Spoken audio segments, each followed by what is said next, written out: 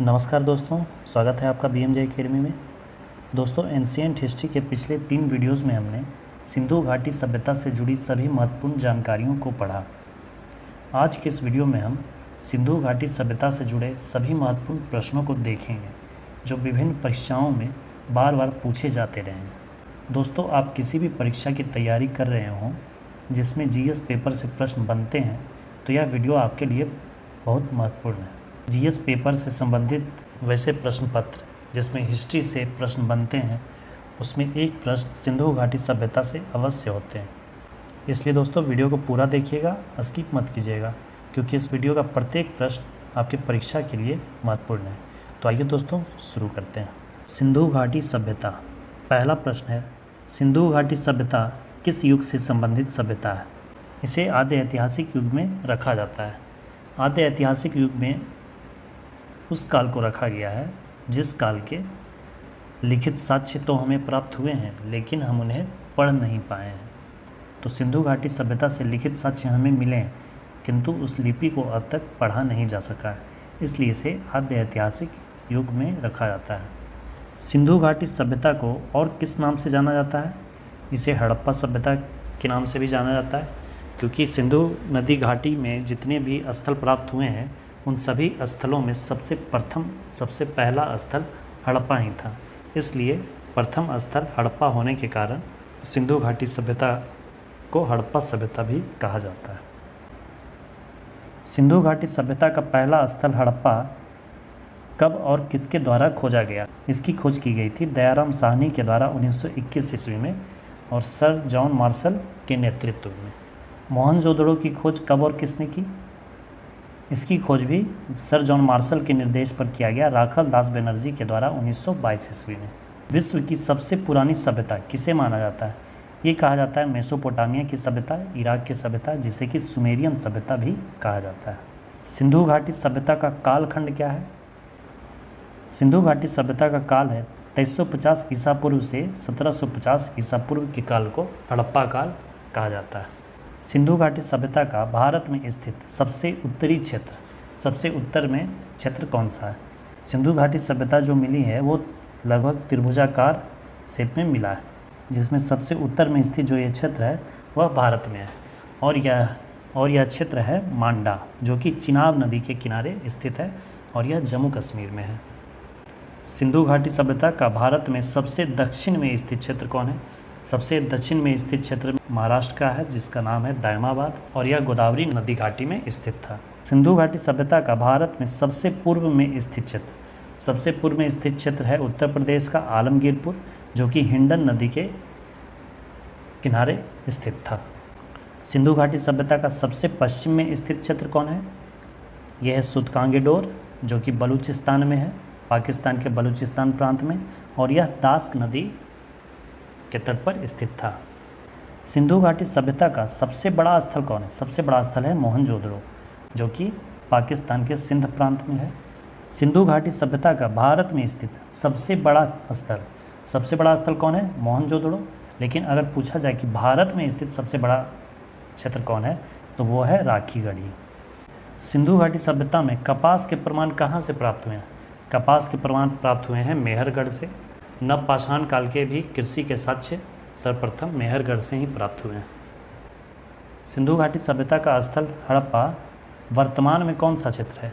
वर्तमान में यह पाकिस्तान के पंजाब प्रांत में मोंटगोमरी में स्थित है। हड़प्पा स्थल किस नदी के तट पे था? यह रावी नदी के तट पे स्थित था। ये ध्यान रखिएगा, इस प्रश्न में बहुत लोग गलती करते हैं और सिंधु नदी आंसर कर देते हैं। कब्रिस्तान RS-37 किस सैंधव स्थल से प्राप्त हुआ है? यह हड़प्पा से ही प्राप्त हुआ है। उसमें RS-37 जैसी आकृति बनी हुई है जो कि कब्रिस्तान है। सैंधव स्थल मोहनजोदड़ो वर्तमान में कहाँ स्थित है? या पाकिस्तान के लड़काना जिले में स्थित है। मोहनजोदड़ो किस नदी के तट पर अवस्थित था? यह सिंधु नदी के दाएं तट पर स्थित था। मोहनजोदड़ो का अर्थ क्या होता है? मोहनजोदड़ो का अर्थ होता है मृतकों का टीला। मोहनजोदड़ो का सबसे विशाल भवन कौन था? मोहनजोदड़ो से जितने भी भवन प्राप्त हुए हैं उन सभी भवनों में सबसे विशाल भवन था यहाँ का अन्नागार, जहाँ की अन्न का भंडारण किया जाता था। सैंधव स्थल में एक विशाल स्नानागार किस स्थल से प्राप्त हुआ है? विशाल स्नानागार मोहनजोदड़ो से ही प्राप्त हुआ है। मोहनजोदड़ो एक मूवी आई थी जिसमें लीड रोल में ऋतिक रोशन थे। उस फिल्म में इस विशाल स्नानागार को भी दिखाया गया। फिल्म के गाने में इस विशाल स्नानागार को भी दिखाया गया। नर्तकी की कांस्य की मूर्ति किस सैंधव स्थल से प्राप्त हुई है? यह मोहनजोदड़ो से ही प्राप्त हुई है। पत्थर की पुरोहित की मूर्ति किस सैंधव स्थल से मिली है? यह भी मोहनजोदड़ो से ही मिली है। सैंधव स्थल लोथल किस नदी के तट पर स्थित था? लोथल भोगवा नदी के तट पर स्थित था। सिंधु घाटी सभ्यता का पत्तन नगर गोदीवाड़ा, जिसे बंदरगाह कहते हैं, वो कौन था? ये था लोथल। लोथल से ही समुद्री व्यापार किया जाता था। लोथल के खोजकर्ता कौन थे? लोथल के खोजकर्ता थे रंगनाथ राव। कालीबंगा स्थल के खोजकर्ता कौन थे? कालीबंगा स्थल के खोजकर्ता थे अमलानंद घोष, लेकिन इसका उत्खनन किया था बीबी लाल और बीके थापर ने। खोजकर्ता अमलानंद घोष थे, लेकिन इसका उत्खनन किया था बीबी लाल और बीके थापर ने। कालीबंगा किस नदी के तट पर स्थित था? यह घग्गर नदी के तट पर स्थित था। हल से जुते हुए खेत के प्रमाण किस स्थल से प्राप्त हुए हैं? यह कालीबंगा से प्राप्त हुआ है। कालीबंगा का अर्थ होता है काले रंग की चूड़ियाँ। सैंधव स्थल राखीगढ़ी वर्तमान में किस क्षेत्र में है? राखीगढ़ी भारत में स्थित सबसे बड़ा स्थल है सैंधव स्थल का। यह हरियाणा के हिसार में स्थित है। राखीगढ़ी किस नदी के तट पर स्थित था? यह भी घग्गर नदी के तट पर स्थित था। सैंधव स्थल राखीगढ़ी के खोजकर्ता कौन थे? इसके खोजकर्ता थे सूरजभान। किस सैंधव स्थल में उन्नत जल प्रबंधन व्यवस्था का साक्ष्य प्राप्त हुआ है? यह प्राप्त हुआ है धौलावीरा से। धौलावीरा में एक बांध और एक विशाल जलाशय का प्रमाण मिला है। धौलावीरा वर्तमान में कहाँ स्थित है? यह उत्तर पश्चिमी गुजरात का क्षेत्र था। हड़प्पा लिपि के बड़े आकार के 10 चिन्हों वाले एक शिलालेख किस स्थल से प्राप्त हुए हैं? यह भी धौलावीरा से प्राप्त हुआ है। चन्हुद्रो किस नदी के तट पर स्थित था? यह सिंधु नदी के तट पर स्थित था। यह पाकिस्तान के सिंध प्रांत में है। किस स्थल में दुर्गीकरण या किलेबंदी के साक्ष्य नहीं मिले? चन्हुद्रो में किलेबंदी के साक्ष्य नहीं मिले। यह खुला क्षेत्र था। बिल्ली का पीछा करते हुए कुत्ते के पैरों के निशान के साक्ष्य कहाँ पाए गए? यह भी चन्हुद्रो में पाए गए हैं। मिट्टी से बने खिलौने हल किस स्थल से प्राप्त हुआ है? ये प्राप्त हुआ है बनवाली से, जो कि हरियाणा में स्थित है। बनवाली किस नदी के तट पर स्थित था? यह जो अदृश्य नदी है सरस्वती नदी के तट पर स्थित था। पाकिस्तान के सिंध प्रांत में कौन कौन से प्रमुख सैंधव स्थल प्राप्त हुए हैं? ऐसे तो बहुत सारे सैंधव स्थल प्राप्त हुए हैं, लेकिन उसमें से प्रमुख हैं मोहनजोदड़ो, चन्हुद्रो, कोटदीजी और आमरी।